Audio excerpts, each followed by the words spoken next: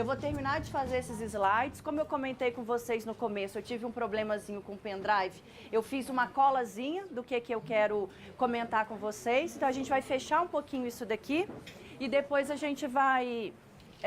eu trouxe alguns casos clínicos para eu passar para vocês o que o paciente tinha, o que eu usei, qual que foi a melhora que ele obteve, e tem 2 depoimentos aqui para passar. Então, vamos só recapitular. Nós estávamos falando da minha queridinha, amada tireoide. Uma outra coisa que é muito legal a gente falar da tireoide, no caso, quando eu falo tireoide, a gente está falando de Hashimoto. Uma das coisas que pode ser gatilho para Hashimoto, e isso tem muita informação na internet, é o uso de anticoncepcional oral. Então, o anticoncepcional pode ser gatilho para Hashimoto. Como que eu começo a minha consulta? Boa tarde, o que traz você aqui? O que eu posso te ajudar? Porque antigamente, geralmente as pessoas vinham para mim mais para emagrecimento, então eu nem perguntava. Como hoje em dia chega de tudo, então eu preciso saber qual que é o objetivo da pessoa. Porque ela pode estar ótima, feliz com o peso e ela ter vindo por conta de outras questões. Então, aí o paciente fala, eu tenho Hashimoto, eu tenho fibromialgia. Se a gente já ouviu aqui cansativamente que tudo começa tratando o intestino, 80% do nosso sistema imune está no nosso intestino. E a outra grande parte, vocês sabem aonde está? Não, você não vale. Fígado. E só depois a gente tem glóbulos brancos, medula, neutrófilos, eosinófilos e por aí vai. Então, por isso que não tem como começar tratando o paciente sem a gente detoxificar fígado. Até porque fígado vai ser quem, dentro da nossa visão da medicina chinesa, quem comanda a função da nossa tireoide. Fernanda, o que você gosta de usar para tratar o intestino do paciente? Probiótico? Não, eu não sou fã de probiótico. Muito pelo contrário, em alguns casos eu até contraindico. Primeiro, se eu estou num quadro, não que não seja bom, tá? Num quadro de disbiose, de inflamação, de permeabilidade intestinal, eu costumo falar que eu tenho mais a galera do mal do que a galera do bem. Então, se de repente eu dou probiótico, dependendo das cepas e das combinações do probiótico, o que eu penso? Eu estou alimentando a galera do mal. Então, e às vezes a pessoa pensa, nossa, doutor, eu fui para os Estados Unidos, comprei um pool de probiótico com 30 cepas diferentes. Péssimo, porque às vezes é preferível você entrar com um tipo de cepa num primeiro momento, num segundo, no terceiro. Eu, num primeiro momento, eu nunca entro com probiótico. Quando eu entro, o que eu gosto de fazer é o L-Reuteri, mastigável, tá? Então, vocês já perceberam que tudo meu é manipulado. Eu não uso nada pronto. Imagina quando você está gestante. Aí você vai no seu gineco, lá nas primeiras consultas, e ela vai prescrever. A Ju, eu posso falar que a Ju não prescreve essas coisas. Materna, Natelle, da Mater, o mesmo multivitamínico para qualquer pessoa. Então, eu estou grávida com 15 anos, com 20 anos, com 37 anos, com 44 anos, igual eu estou lá com uma gravidinha. Acho que ela tinha 5 ou 4 folículos, já tinha tentado... Cadê o Marcelo? 18 FIVs, não foi aquela paciente? 18 FIVs. R$500 mil. R$500 mil, fora todo o desgaste emocional, 5 abortos e com 44 está grávida. Então, o mesmo suplemento vai atingir as necessidades nutricionais de qualquer pessoa? Não. Então, assim, nós que temos uma abordagem integrativa, humanizada, a gente tem que ter o quê? O que eu costumo falar? A receita de bolo de cada paciente. Então, se eu tenho já ácido fólico, eu vou suplementar ácido fólico? Se eu estou grávida, vamos aproveitar o exemplo da gestante, o excesso de ácido fólico pode ser gatilho para Asperger e autismo. Então, tanto a deficiência é ruim, como o excesso vai ser ruim também. Então, o L-Reuteri mastigável, geralmente na quantidade de 100 bilhões de UFC, eu mando fazer manipulado. Por que mastigável? Porque a disponibilidade dele, quando mastiga, vai ser melhor. Você tem o L-Reuteri comprado pronto na farmácia, mas se você for ler a bula, corante, conservante, estabilizante, antiumectante, então meio que eu troco 6 por meia dúzia. Eu estou dando um ativo bom, mas com recipiente ruim. O que eu gosto para tratar também intestino? Óleo de coco. Tá? O óleo de coco, ele é antifúngico, anti-inflamatório, antibactericida, né? Eu brinco, eu falo para os pacientes que é minâncora, né? Quando é alguém da minha idade ou mais velho, né? Que você fala para alguém mais novo, você sabe o que é minâncora? A pessoa olha assim, oi, não sei o que é. Então, que ou seja, não tinha propaganda do minâncora que servia para tudo? O óleo de coco, ele serve para tudo. Então, eu gosto de fazer shotzinho com óleo de coco para o intestino. Então, eu coloco, na verdade, não é shot, eu já falo para os pacientes, é a gororoba da Fê. Então, óleo de coco, uma colher de sopa. A curcumina ou o açafrão, uma colher de chá. Sempre orgânico, né?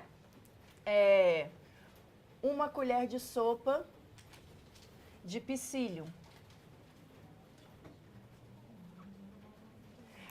Uma colher de chá de farinha de banana verde.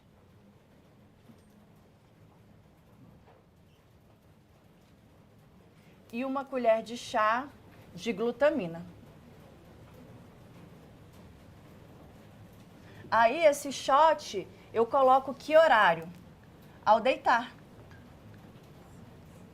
Tá? Porque a gente mistura tudo antes de dormir. Eu tenho óleo de coco, eu tenho glutamina, eu tenho várias coisas que também vão estimular a minha produção de melatonina.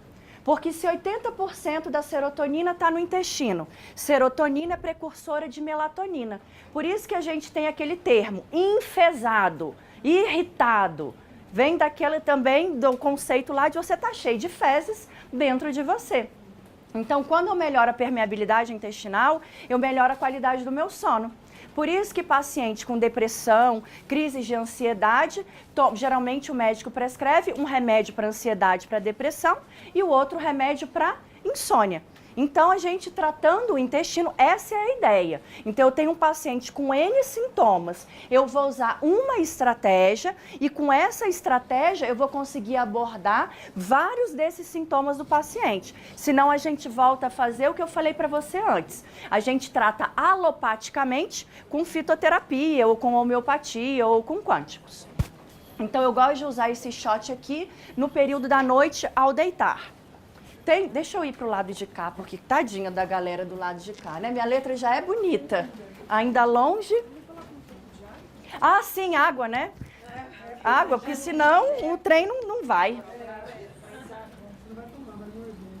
Tem um site que chama Fibrativa. Tá? Só lembrando, nenhum desses lugares, né? Hã? Fica melhor?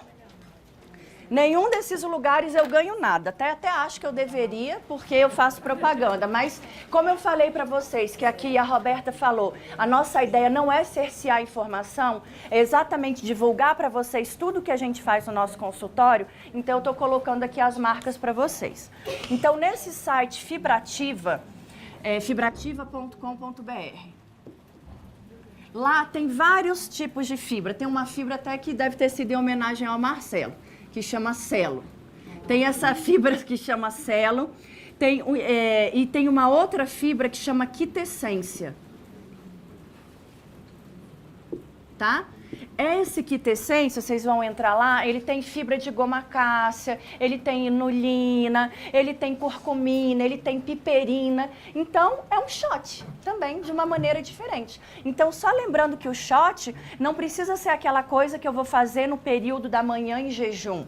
Eu posso usar shot no meio da tarde, eu posso usar shot no meio da manhã em pessoas que fazem jejum intermitente. Então, inclusive nos meus pacientes que fazem jejum, eu sempre coloco alguns tipos de shot que não vão quebrar se o objetivo da pessoa é o jejum para emagrecimento, né? Que você pode fazer o jejum, ele existe lá desde 5.000 anos atrás, a gente aprendeu isso na medicina chinesa, que já era uma das formas de limpar o corpo. Então, fazer jejum não necessariamente é emagrecimento. Então, se o objetivo da pessoa não é, se é emagrecimento, a gente coloca as coisas para não quebrar o jejum. Se não é, a gente mistura alguma dessas coisinhas. Então, pode ser à noite, pode ser de manhã, pode ser no meio do dia. Não precisa ser só com limão e misturar outras coisas. Então, esses dois produtos, eles são muito interessantes para a gente tratar intestino, dar uma olhada em microbiota. Deixa eu pegar minha colinha aqui para eu ver mais o que eu queria falar. Ali tem onde apoiar? Não, não tem. Ah, tá. 2 exames que eu acho bem interessantes, que eu não sei se vocês já fazem. Se vocês já fazem, bom que relembra, se não fazem, tem uma dica aí. Tem um exame que chama Pesquisa Indicans.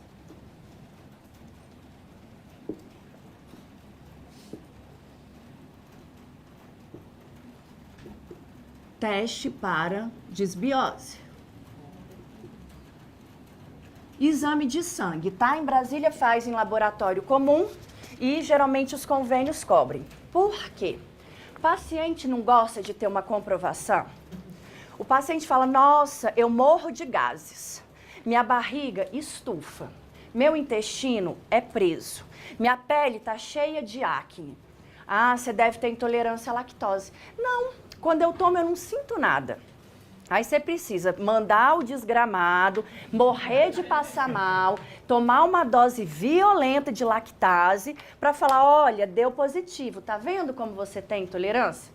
Para aqueles pacientes que já vão mais preparados, já têm essa percepção e entendem que leite não faz bem para ninguém, o meu leite faz bem para mim, o leite que minha mãe me deu. Né? Eu acho que quem está aqui já comunga desses meus ideais. Ah, você quer dizer, Fernanda, que o leite materno não tem, que o leite de vaca não tem nutrientes? Tem um monte de nutrientes. É um produto maravilhoso e riquíssimo e completo. Para o bezerro, que é um animal deste tamanho, que é ruminante, que tem 2 estômagos e que consegue metabolizar aquilo ali. Nós, seres humanos, não. Só que é uma questão cultural. Se eu for ali fora, pegar um pouquinho de mato e capim e der para vocês vão mastigar, mastigar, mastigar, engolir. Quando vocês fizerem cocô, ele vai estar lá do mesmo jeito. Por quê? Porque o nosso estômago não metaboliza isso. Então, a grande questão do leite e derivados não faz bem para ninguém, independente se eu tenho intolerância ou não, porque simplesmente a minha fisiologia não foi preparada para metabolizar esses alimentos. Paciente com ceratose pilar. Acho lindo, né, os nomes técnicos. Eu pergunto pro paciente, você tem bolinha na lateral do braço? Ele, tem. Fui no médico, ele falou que eu tenho ceratose pilar. É isso mesmo, ele falou que é genético. Não, que é genético. Eu falei, você nasceu assim? Não. Você pergunta pra sua mãe, quando você era criança, você tinha isso? Não, então não é genético. Só que o que é muitas vezes colocado? Quando eu, profissional, não sei o que dizer, em vez de eu falar, olha, isso eu não conheço, isso eu não tenho experiência, isso eu nunca vi, aí eu falo, ou é genético, ou é assim mesmo, aceita que dói menos, é porque você tá velho, né? É a idade. Então, esse teste Pesquisa Indicans para disbiose, ele é muito interessante, porque a gente, pelos sintomas, eu uso muito aquele questionário de rastreamento metabólico do Instituto Brasileiro de Nutrição Funcional. Eu acho que tem até disponível no site para quem não é membro, né? Eu acho que tem lá. Então, esse teste Pesquisa Indicans para disbiose é muito interessante, que aí é que você fala, meu filho, olha só, tu tá vendo? Tu tem disbiose, tu tem intolerância à lactose, não dá para continuar. Aí, para alguns pacientes, a gente tem que saber a pergunta que a gente faz. Antes, eu perguntava assim, o seu intestino funciona bem? Né? Como é que funciona seu intestino? Perguntava assim, bem. Aí que você ia ler a ficha, né? A pessoa evacuando 2 vezes, 3, 4 vezes por semana. Aí eu falei assim, não, mas isso não é normal. O intestino funcionar bem, a gente ir ao banheiro todos os dias. Aí teve gente que pergunta, eu falei, você não come todo dia? Então você tem que fazer cocô todos os dias. E mais de uma vez ao dia seria o ideal. Aí eu pergunto, como é que é criança? Como é que é um recém-nascido que mama só no peito? Mame faz cocô, mame faz cocô, mame faz cocô. Então, o ideal seria isso. Além desse teste de pesquisa índicas para disbiose, eu gosto de um exame que chama a dosagem sérica de Candida albicans.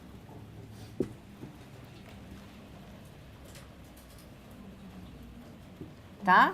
IgG,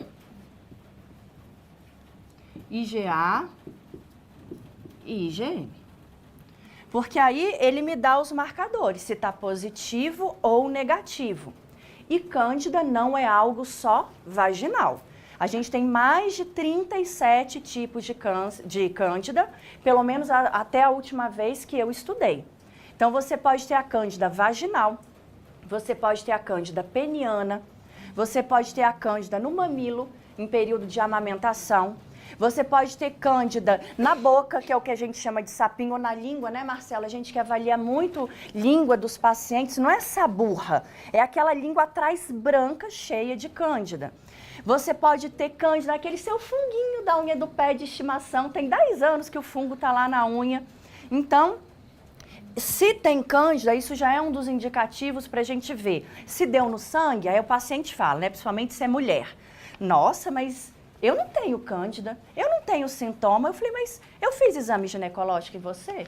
Não. Eu falei, então, né? Eu falei, então esse daqui, se você dosou no sangue, significa que ela está livre, leve e solta, passeando na sua corrente sanguínea. E o que é que vai ser alimento para Cândida? Leite e derivados. Então, você pergunta para o paciente, então aqui a gente tem que ser objetivo nas perguntas. Você consome leite? Não, não consumo leite, nem gosto, sabe aquele gosto do leite, o cheiro? Nem gosto. Ah, e derivados? Não, derivados eu consumo. Então, assim, dá no mesmo. Ou então, quando o paciente fala, não, doutor, eu consumo Lacfree. Gente, meu passado me condena, eu prescrevia Lacfree. Eu prescrevia Clube Social, Belvita, Polenguinho, né? Polenguinho que já é processado, não precisa nem de geladeira, ainda envolvido no papel alumínio, né? Eu prescrevia de lanchinho, um Polenguinho, de lanche da tarde, porque, né? Com Clube Social. E bebida zero. No meu cardápio vinha assim no rodapé. Bebida zero, à vontade. Então, se o indivíduo, coitado, tomasse 5 litros de refrigerante zero, qual o problema? Não tem caloria? Então, assim, o tanto que a nutrição, ao longo desses anos, veio mudando, né? Eu brinco que eu falo que eu tinha que sair ligando para todos os meus pacientes de tempos atrás e pedir perdão pelo estrago que eu devo ter causado na vida deles inconscientemente. Então, são 2 exames que eu acho interessante a gente fazer, porque avalia disbiose, avalia função intestinal e é mais um parâmetro para a gente colocar para o paciente na hora de interpretar e cruzar os dados do nosso exame. A Rô falou muito da questão da zonulina. Eu e o Marcelo, a gente teve a oportunidade de agora em maio estar nos Estados Unidos, numa conferência internacional só sobre doenças autoimunes, pelo Instituto de Medicina Funcional, que é o IFM. Então, se eu puder falar para vocês, entre no site do IFM, se liguem na programação e se programem financeiramente para ir. Porque muitas vezes a gente gasta tanto dinheiro com coisas que não são prioridades e que de repente quando é ir para fora, nossa, mas um curso que é mais de $1.000, que absurdo, caríssimo. Não, de fato barato não é. Mas o que esses cursos fora trazem para a gente, o que nos agregam de conhecimento é aquilo. É o conhecimento diferente que vai fazer com que vocês consigam resultados diferentes com os pacientes de vocês. Porque o arroz com feijão, a gente tem 500 mil pessoas que fazem. Então, lá no Congresso do IFM, a gente teve a oportunidade de ter palestra com o Dr. Fazano e o Marcelo bater papo com ele, porque o meu inglês é muito básico do básico. E como ele fala fluentemente, ele conseguiu bater o papo com o Fazano. O Dr. Fazano, o Dr. Alessio Fazano, ele é um italiano, né? Assim, na minha visão, a pessoa que mais estuda, que mais entende sobre doença celíaca, né? E intolerância ao glúten não celíaco. E uma das coisas que ele falou muito é da questão da permeabilidade intestinal, com a produção de isonulina. E essa tal de isonulina, então vamos anotar aqui, que depois vocês vão pesquisar no Dr. Gu. Então, essa tal de isonulina, ela vai fazer com que ative certos receptores opiáceos dentro do corpo. Então, toda vez que a gente come glúten e aquela pessoa, igual a Rô falou, é viciada no glúten, é um efeito opiáceo. Então, ela ativa as gluteomorfinas. Ou seja, você come, quer mais, come, quer mais, come, quer mais. E quem que é alimentado por esses açúcares, carboidratos e trigo? Cândida. Então não adianta usar fluconazol, né, Ju? Não adianta usar pomadinha de uso tópico se você não trata desbiose, se você não trata permeabilidade, se você não tira alimentos alérgenos, se você não repõe nutrientes, que aí sim você vai conseguir, de fato, modular o sistema imune do paciente. E ele foi enfático, não só ele, né, Marcelo, como todos os palestrantes. Não adianta querer tratar a doença autoimune sem tirar o glúten. Então, assim, os pacientes que vão para mim, eu tenho aqui alguns pacientes mais antigos, que talvez eu acho que eu não era tão incisiva, tem a mãe de uma paciente minha aqui, que para os pacientes com doença autoimune eu falo, tem que tirar. Ah, mas eu não consigo. Ah, mas eu não dou conta. Ah, mas é muito difícil. Então eu falo assim, com toda, né, delicadeza, assim que eu tento às vezes ser delicada, nem sempre eu consigo, mas falar para o paciente, então você está no lugar errado. Porque você veio aqui para fazer o que precisa ser feito. Se fizer tudo pela metade, ele não vai ter resultado. Aí eu falo, todos os resultados que eu posso nos meus antes e depois dos meus histories são pessoas que fizeram o que precisa ser feito. Senão o resultado ele não vem. Então assim, pensar em doença autoimune, pensar em leite e derivados, pensar em glúten não adianta. Por quê? Porque eu estou dando comida. É o exemplo que eu dou. Dou banho, suja na lama, dou banho, suja na lama. Não adianta comer tudo perfeito, sendo que alguns gatilhos inflamatórios eu estou tendo dentro do organismo. Eu ia falar do DQ2 e DQ8, mas a Rô já falou e eu complementei como que eu faço em Brasília.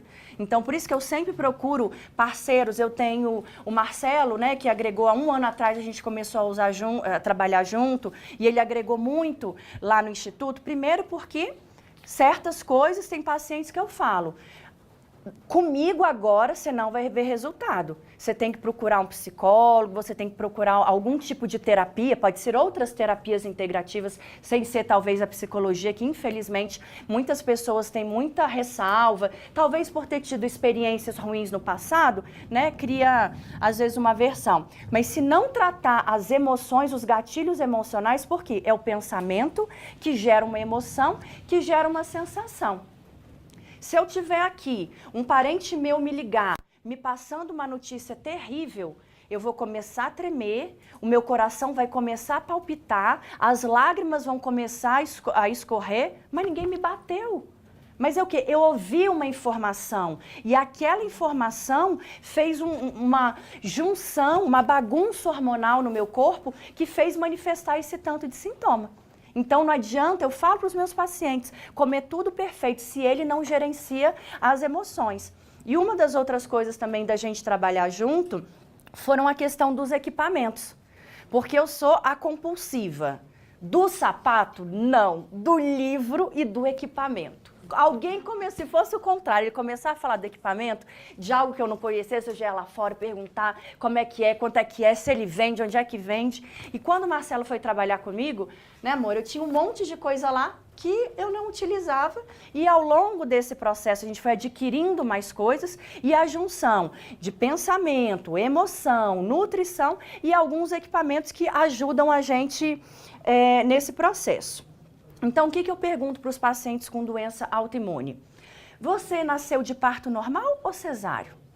Acho que na cabeça deles vai falar assim, gente, essa mulher é doida. Que primeiro ela está perguntando das minhas emoções, eu estou falando que eu tenho Hashimoto, ela pergunta como é que eu nasci, o que tem a ver? Quando a gente nasce de parto vaginal, isso foi falado muito no congresso também, o contato com a vagina, com as bactérias, com as secreções da vagina, já criam como se fosse uma película de proteção para a gente. Então já está fazendo com que o nosso sistema imune fique mais reforçado. Então, se a pessoa nasceu... Então, isso são perguntas que para mim são relevantes eu perguntar, que às vezes o paciente fala, não, doutora, eu vou te contar aqui rapidinho. Eu falo, não. Eu quero que você me fale o máximo de detalhes possível. Para quê? Para a gente ir juntando as peças do quebra-cabeça. Porque vocês só vão saber o que prescrever quando vocês souberem o que o paciente precisa. Então, essa questão se nasceu de parto normal ou vaginal, e esse israelense lá, uma das coisas que ele falou é, às vezes você não conseguiu, independente do motivo, ter o parto normal, pega o suave, tá? Coloca lá na vagina, faz um cata lá dentro, pega aquele suave e passa no corpo da criança, que é uma forma de ter aquela proteção e de fazer o contato. Outra coisa que eu pergunto também é se ele foi amamentado.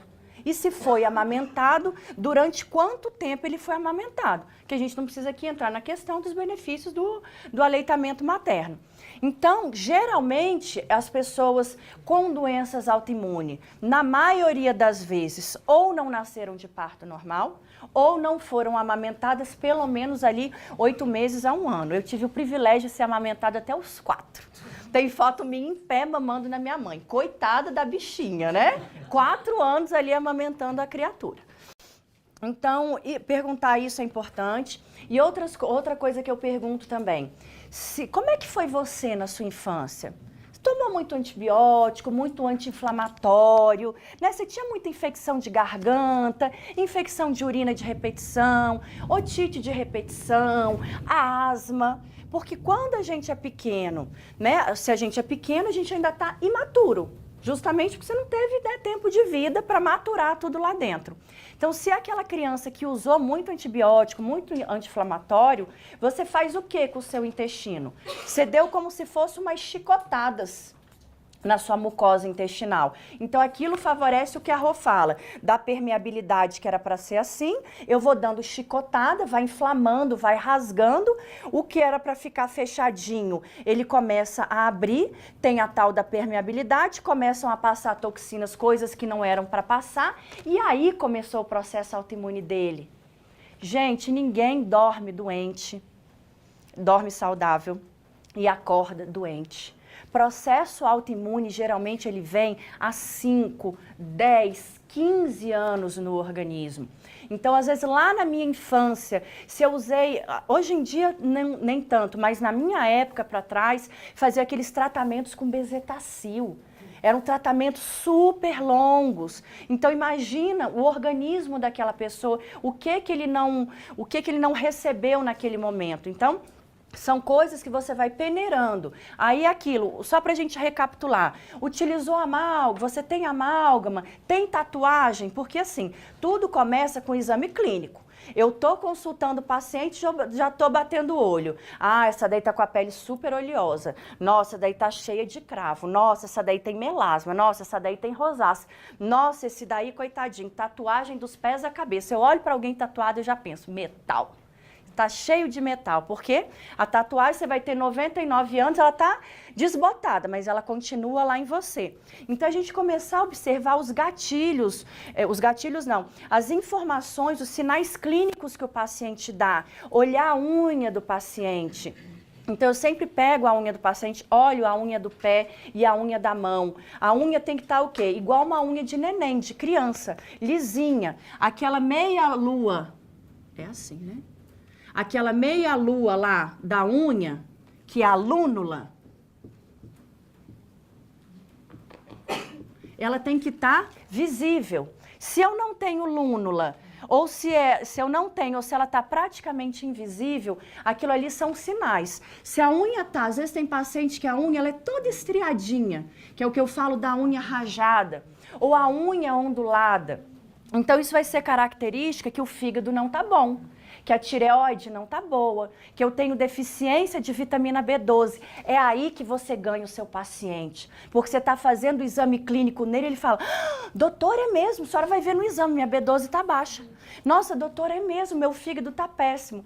Então, é assim que o paciente vai aderir ao tratamento que você propuser para ele. Seja até um transplante de fezes, né? Que lá fora a gente já está falando muito para tratar de desbiose. Então, seja o que for, o paciente vai aderir, porque ele sentiu confiança em você. Ele está vendo que você está seguro, que você domina aquilo que você fala para ele. Que se você começa a titubear muito, a gente faz algum tratamento ou alguma coisa que alguém recomendar que a gente não se sinta seguro? Não faz. Então, observar a unha, observar a língua. Você não precisa ser especialista em medicina chinesa. É só olhar, ela tá corada, ela tá amarelada, ela tá pálida, ela tá lisinha, ela tem cheia de pontinhos vermelhos aqui na ponta. Ela é toda, quando o paciente coloca a língua para fora, ela é toda denteada aqui na lateral. Então, o corpo começa a falar. E o que que acontece? Lá na época da medicina chinesa, você não tinha PET scan. Você não tinha ressonância magnética. Como é que eles avaliavam a gente olhando? Eu lembro quando eu ia no meu pediatra, detestava, até porque ele era homem, e eu morria de vergonha, porque tinha que olhar tudo, inclusive vagina, né? Quando eu era maiorzinha, morria de vergonha, mas eu lembro dele olhar tudo. Olhar ouvido, olhar nariz, olhar boca, olhar garganta, olhar vagina, olhar o corpo, auscultar. Então, às vezes, o resultado não está no exame de sangue, não está na ressonância magnética, está ali na tua frente e você olhou e não sabe identificar os sintomas do paciente. Então, investir nessa parte da anamnese clínica, ela é bastante importante. Em doença autoimune, outra coisa que é fundamental falar, adoçante. Adoçante é coisa do anticristo, do capeta. É preferível você comer açúcar branco do que você tomar adoçante, principalmente os adoçantes artificiais. Então, Fim, zero cal, adocil, zero menor, todos esses são péssimos. Por quê? Porque eles imitam certos hormônios dentro do corpo, favorece quadros de estrogenicidade, sobrecarrega o pâncreas, consequentemente sobrecarrega baço que trabalha junto com o pâncreas. Se o baço tá baixo, eu vou ficar como o oposto de mim, né? Você já viu que o meu baço tá bom. Cansada, apática, falando baixo, sem voz, sem energia. Então, os adoçantes são muito ruins para quem tem doença autoimune. E um ponto muito legal que eu queria chegar, a Rô fez um parênteses aí e eu vou complementar. São as lectinas. Então vamos pensar de alimento, leite derivados do capeta, trigo do capeta. Outra questão que a gente tem que avaliar, frutose.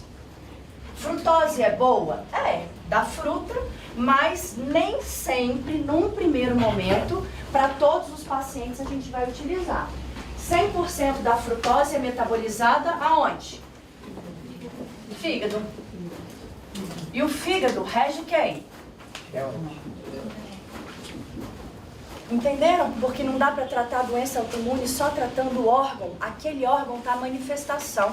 Eu posso ter crise de enxaqueca, porque o meu fígado não está bom. Então você vai a neurologista, você vai fazer todas as ressonâncias, você vai fazer todos os exames, mas não tem nada neurológico, não tem. Porque o problema não está aqui, o problema está aqui e está manifestando aqui. Então eu sugiro vocês estudarem metafísica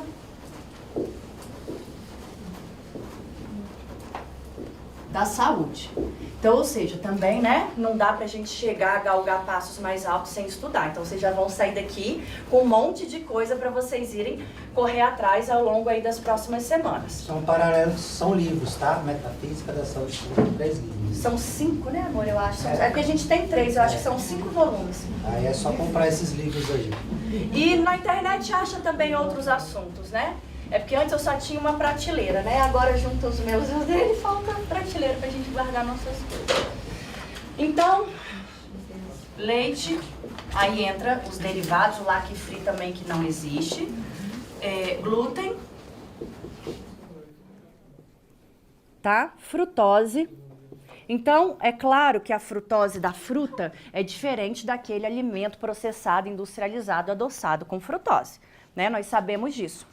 Mas frutas muito doces, com uma carga de frutose maior, também vai gerar não uma sobrecarga, mas um trabalho maior para o fígado. Então, o que é preferível a gente comer?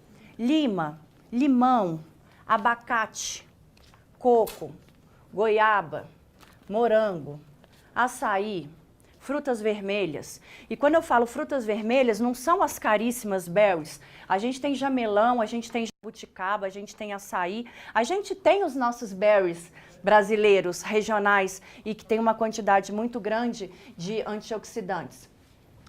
Maracujá, caju, pitanga. Então, são frutinhas que tem ou não tem, como abacate, como coco, como limão, ou que tem uma quantidade de frutose bem pequenininha.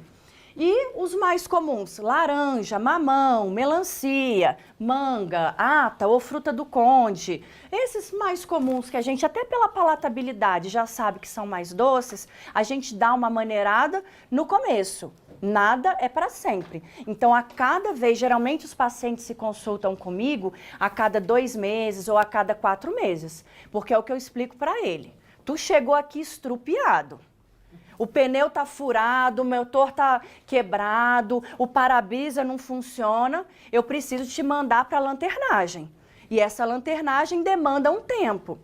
Então não adianta o paciente voltar, na minha visão, com um intervalo de tempo menor, porque todas as estratégias que eu vou passar para ele precisam de um tempo para agir dentro do organismo. E qual que é o meu tempo de tratamento? Geralmente de 2 a 6 a 8 meses no máximo, para mim o paciente tem que estar de alta. Porque ele tem que ir lá para eu resolver o problema dele, beijo, tchau, vai embora, siga a sua vida. Daqui a um ano você volta de novo, a gente refaz os exames e faz os ajustes finos. Porque aquele profissional da saúde que você está lá constantemente, você está pagando para se manter doente sem sintoma. É o caso de quem tem Hashimoto e toma levotiroxina sódica. Você está com as taxas controladas, mas o Hashimoto está alto, está ativo, você continua doente. Né? E aquele discurso, vai usar isso durante quanto tempo? De uso contínuo? Oi? Uma coisa é o que a Roberta falou. Tem situações que o paciente precisa de hormônio? Tem. A naltrexona é um hormônio muito legal para doença autoimune. Às vezes é interessante indicar para o médico para poder utilizar. Às vezes o paciente ele tem descompensação hormonal. Aí eu mando para o médico que trabalha lá, tem que combinar o T3 com o T4, precisa. Às vezes a cirurgia, precisa. Só que nunca começar por ele. Né? Então sempre a ideia é organizar o corpo, é o que nós fazemos lá em Brasília, dar meios para o corpo voltar a trabalhar. Isso é uma ideia de saúde, é gerar homeostase, o equilíbrio para o corpo do paciente. E outro são as lectinas e as solanáceas.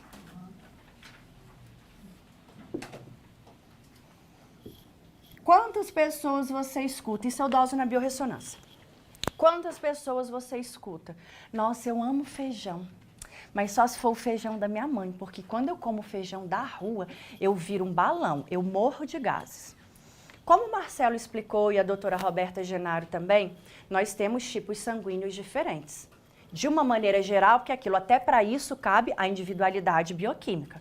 Pode ter pessoas do tipo O, que de repente são vegetarianas a vida inteira, vão ter de fato algumas deficiências, porque o corpo dela, o sangue dela precisa de determinadas proteínas, mas se ela comer, ela não metaboliza bem. Até porque às vezes ela não foi acostumada, né, a vida inteira, sei lá, vegetariana, a metabolizar certas coisas. Então, as lectinas é aquela capinha, porque a natureza é perfeita. É aquela capinha que envolve algumas leguminosas e alguns cereais. Então, voltando um pouquinho para a minha palestra da parte da manhã. A gente tinha antigamente as estações do ano e as verduras, legumes, leguminosas, hortaliças, que eram produzidas em cada etapa. Hoje em dia a gente tem isso? Não. A gente tem tudo o tempo inteiro. E lá, quando o homem criou a tal da caravela e que ele saiu desbravando o mundo, a gente começou a trocar alimentos. Então, antigamente, se eu era asiática, eu só comia aqueles alimentos que tinham na minha região. Se eu era africana, idem. Se eu era europeia, idem. Hoje em dia, é o samba do crioulo doido. Eu como arroz, eu como feijão, eu como lentilha, eu como ervilha. Eu como grão de bico, eu como chia, eu como quinoa, eu como amaranto, eu como gergelim. São coisas boas na minha visão? São boas, saudáveis, saudáveis. Só que quando você começa a misturar tudo isso, nem sempre o seu gene, a sua ancestralidade, conhece aqueles alimentos, tá? Então, se ela não conhece, ela vai começar a fazer o quê? Produzir anticorpo. Eu, antigamente, prescrevia muito para os pacientes aquele teste de intolerância alimentar, famoso, que investiga 221 alimentos. Até que eu tive dia que uma pacientinha fez e deu reagente a 94. Aí eu falei, pai de misericórdia, eu não sei com quem que eu tô com mais pena, dela ou de mim.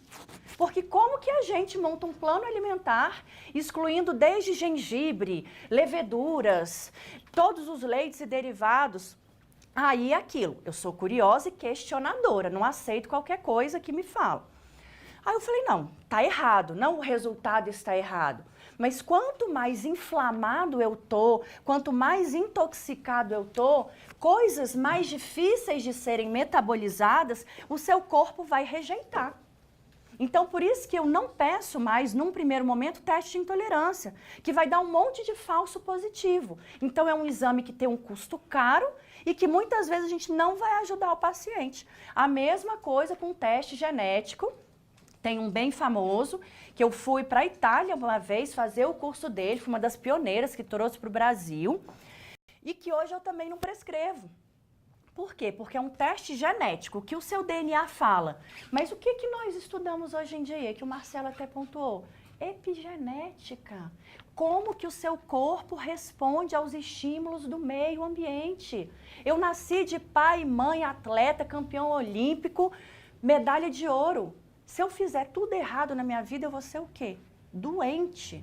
Ou eu posso vir com uma genética ruim e com as minhas escolhas e os meus hábitos de vida, eu silenciar esses genes e eu ser saudável. Então, aquela história, eu tenho problema do coração, meu pai também tem. Eu tenho colesterol alto, meu pai também tem. Se você pega grupos populacionais aqui, totalmente diferentes, e pegam pessoas que fazem a mesma coisa, elas vão ter os mesmos resultados. Não necessariamente aquilo é genético. Então, o que eu quero deixar para vocês é, não engulam qualquer coisa, nem o que eu estou falando. Se questionem, vão atrás, pesquisem. Senão a gente fica, igual o Dr. Laí fala, papagaio. Você escuta uma informação, você não pesquisa, você não vai atrás e você fica a vida inteira clinicando, prescrevendo a mesma coisa para todo mundo. Para meia dúzia funciona, para outros não. Então, as lectinas, de uma maneira geral, no começo eu tiro. Aí eu vou dar preferência. E o que eu vou comer? Verduras, legumes, leguminosas, hortaliças. Então, a gente pode preferir batata, mandioca, cará, inhame, cenoura, abóbora. Tem uma variedade enorme. Precisa ter boa vontade do paciente seguir e o nutricionista montar um plano alimentar variado, bacana, legal, prático para ele conseguir implementar. Aí entra a nossa hora para a gente quebrar a cabeça. E as solanáceas, elas também não digerem bem. Aí entra o grupo da berinjela, entra o grupo da batata inglesa, entra o grupo do tomate. Então, também pesquisem sobre isso. São coisas que são inflamatórias, tá? O que eu uso também, que aí, para intestino, eu não uso probiótico. Quando eu entro é com o L. reuteri, geralmente no segundo mês. Na primeira vez, não.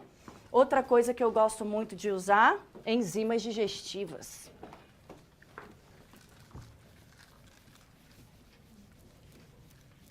Se eu não trato o estômago, você vai prescrever um monte de coisa linda, alimentação perfeita. Ele não vai digerir nada, não adiantou nada. Fermentou, deu gás, estufou, alimentou cândida. Então, pool de enzimas. Tá? Isso pode ser aquelas mais comuns que a gente já conhece. Papaína, aí eu faço um teste lá em Brasília, no laboratório, o teste de intolerância à frutose. Porque aí eu não quero prescrever frutose. Só que na cabeça do paciente, é louca, como assim? Fruta, maravilhoso, Brasil, país tropical, uma infinidade de fruta, até fruta agora ela quer me cortar. E ele não vê que tem o abacate, que tem o coco, que tem o morango, que tem o limão. Então, se o paciente tem intolerância à frutose, então, de repente, uma papaína e uma bromelina para ele pode não ser interessante. Então, papaína, bromelina, amilase, lipase, pancreatina, pepsina,